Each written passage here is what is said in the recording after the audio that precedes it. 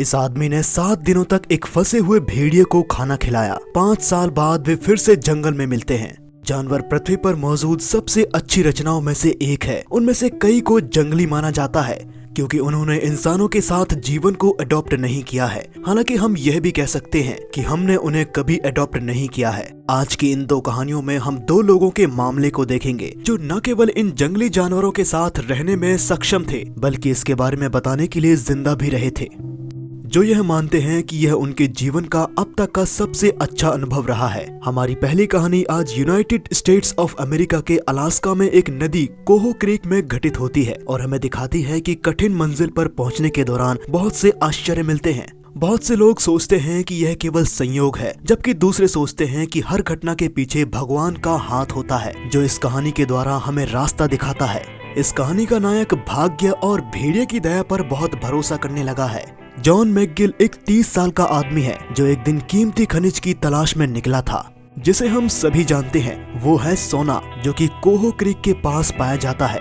John सुबह से ही बिना रुके खोज कर रहा था और हर बार असफल हो रहा था, जिसके बाद उसने कुछ ऐसा देखा जिसने उसका ध्यान अपनी ओर खींचा। अपनी जगह से कुछ दूरी पर उसने एक जानवर के शरीर को देखा और जब वह करीब गया तो उसने देखा कि वह एक भेड़िया था, जिसे देखकर जॉन ने बड़े डर के साथ रेस्पॉन्स दिया। जॉन को यह अच्छी तरह से पता था कि यह जंगली जानवर रास्ते में मिलते ही उस पर हमला कर सकता है, इसलिए उसने अपनी जान को खतरे से बचाने की कोशिश की। लेकिन अपनी यात्रा के बीच में उसे एहसास हुआ कि यह जानवर वो नहीं है जो उसे जमीन पर पड़ा दिखा था, क्योंकि वह सो रहा था और उसका पंजा भेड़िए के जाल में फंसा हुआ था। जॉन ने सोचा कि उसकी किस्मत बहुत अच्छी है और वो बिना किसी मुसीबत के वहां से भाग सकता है, लेकिन उसी पल उसे पछतावा हुआ। उसके अंदर कुछ था जिसने उसे बताया कि वह उस भेड़िए को इस तरह तड़पता हुआ नहीं छोड़ सकता है।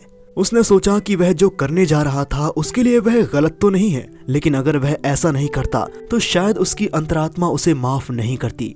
भेड़िया, जो वास्तव में उसके स्तनों को देखते हुए एक मादा थी जो सूजे हुए थे, जिसका मतलब यह था कि उसने हाल ही में जन्म दिया था और उसके पिल्ले यहीं कहीं आसपास में ही होंगे। उसका उदास चेहरा देखकर लग रहा था कि वह मदद मांग रही हो। जॉन जानता था कि उसे उस भेड़िए को बचाने के लिए कुछ करना होगा, इसलिए वह उसे जाल से छुड़ाने के लिए निकल पड़ा।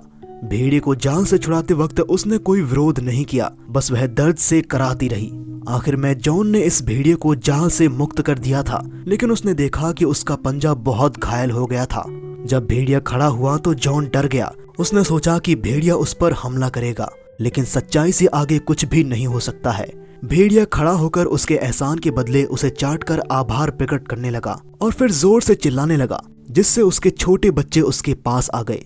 ये इस बात का प्रमाण था कि उसने इस आदमी पर भरोसा किया जिसने उसे अभी अभी बचाया था, वरना जॉन को शिकारी समझकर वो अपने बच्चों की जान जोखिम में नहीं डालती।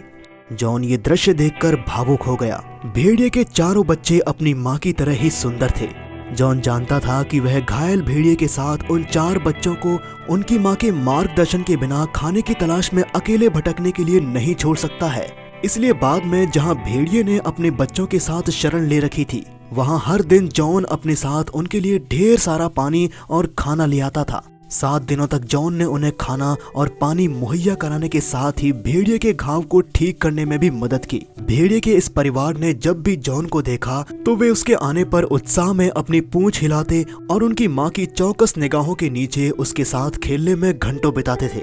उन सभी ने जॉन के साथ एक बंधन बना लिया था, यहाँ तक कि जॉन ने उन्हें अपने साथ घर ले जाने और उनके साथ खेलने के बारे में भी सोचा था।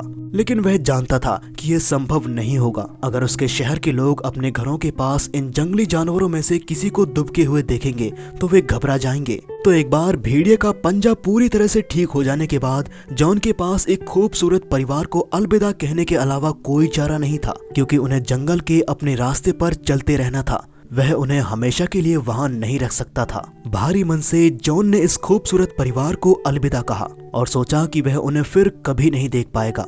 लेकिन भाग्य को इस आदमी के लिए कुछ और ही मंजूर था।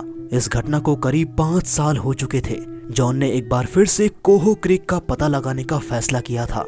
वह सोना पाने के विचार के साथ आगे बढ़ता जा रहा था, जिसकी उसे इतने सालों से तलाश थी। जैसे ही वह नदी तक पहुंचने के लिए जंगल के रास्ते आगे बढ़ रहा था, तभी एक विशाल भूरा भालू उसके रास्ते में आ गया, जॉन उसे देखकर बहुत घबरा गया था।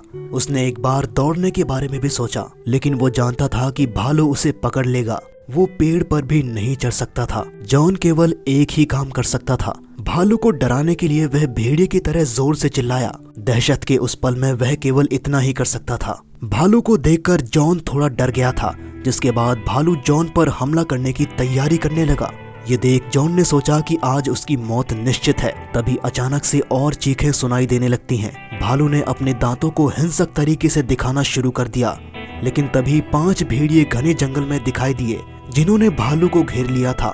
भालू के पास भेड़ियों के इस झुंड के खतरे से भागने के अलावा और कोई चारा नहीं बचा था। वहाँ जो हो रहा था उस पर जॉन को विश्वास नहीं हो रहा था कि कुछ भेड़ियों ने उसकी जान बचाई थी। लेकिन तब उसके सामने एक और मुसीबत थी। शायद वह भालू का नहीं बल्कि इन भेड़ियों का भोजन होगा। लेकिन तभी जॉन की नजर इन भेड़ियों में से एक के पंजे के निशान पर पड़ी और वह सब समझ गया कि यह वही भेड़िया और उसके 4 पिल्ले थे जिसने उसे बचाया था। हालांकि ये पिल्ले अब बड़े हो चुके थे। झुंड धीरे धीरे जॉन के पास पहुंचता है और उस पर झपटकर उसे बड़े उत्साह से चाटने लगता है। जॉन डर से बाहर निकलकर खुशी और उदासी की स्थिति में चला गया। भेड़ियों का परिवार जिन्हें उसने 5 साल पहले बचाया था, उसने उसे पहचान लिया था। और इतना ही नहीं बल्कि उन्होंने अपनी माँ भेड़िए के लिए किए गए उपकार को वापस देकर उसकी जान भी बचाई थी। जॉन ने उन सभी को दुलार किया और अलविदा कहने का समय तक उनके साथ काफी समय बिताया। उन्हें अलविदा कहते वक्त जॉन का दिल फिर से टूट गया था। हालांकि उसने अपने दिल में कुछ उम्मीद जगाई थी कि वह उन्हें फिर से देख पाएगा। शायद बाद में जंगल में लौटकर जोर से आवाज लगाने पर वो फिर से उसके सामने प्रकट हो जाएंगे। ये देख कहा जा सकता है कि भेड़िए भी आपके दोस्त हो सकते हैं। हमारी आज की दूसरी कहानी एक प्रसिद्ध कहानी है जो आज भी काफी दिलचस्प है। ये मार्कोस रोड्रिग्ज पंतोजा का मामला है, जो शिक्षाप्रद होने के साथ ही असाधारण भी है। ये आदमी कोर्डोबा के एक कस्बे में पैदा हुआ था और अपने जीवन के 11 सालों तक वह भेड़ियों के एक झुंड के साथ रहा था, जिसने उसकी देखभाल की, उसे खिलाया और उसका पालन पोषण किया। मार्कोस को उन जंगली जानवरों से वो प्यार मिला था जो उसे अपने परिवार से भी नहीं मिला था। 7 साल की उम्र में उसने अपनी माँ को खो दिया था और सौतेली माँ के द्वारा उसके साथ काफी दुर्व्यवहार किया गया था। उसकी सौतेली माँ उसे सजा देने के साथ बेरहमी से पीटा करती थी। उसने उसे जंजीरों से बांधकर बाहर सोने के लिए मजबूर किया। उसके पिता ने उसे एक जमींदार को बेच दिया, जिसने उसे सियरा मुरैना के एक चरवाहे को दे दिया, जिसे एक सहायक के रूप में उसकी जरूरत थी।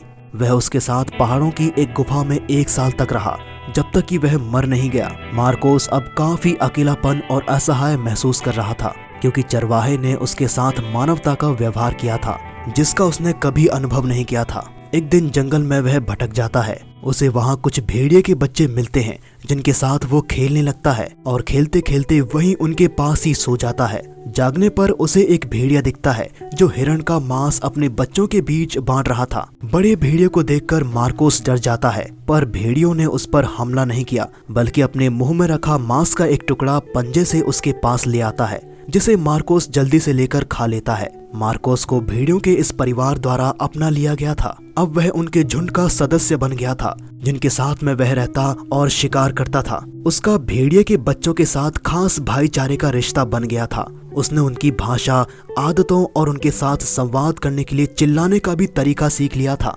मार्कोस 10 साल के बाद 19 साल की उम्र में एक सिविल गार्ड को मिलता है, जिन्होंने बताया कि मार्कोस का व्यवहार भेड़ियों की तरह हो गया था और वो भेड़िए की तरह काटता था।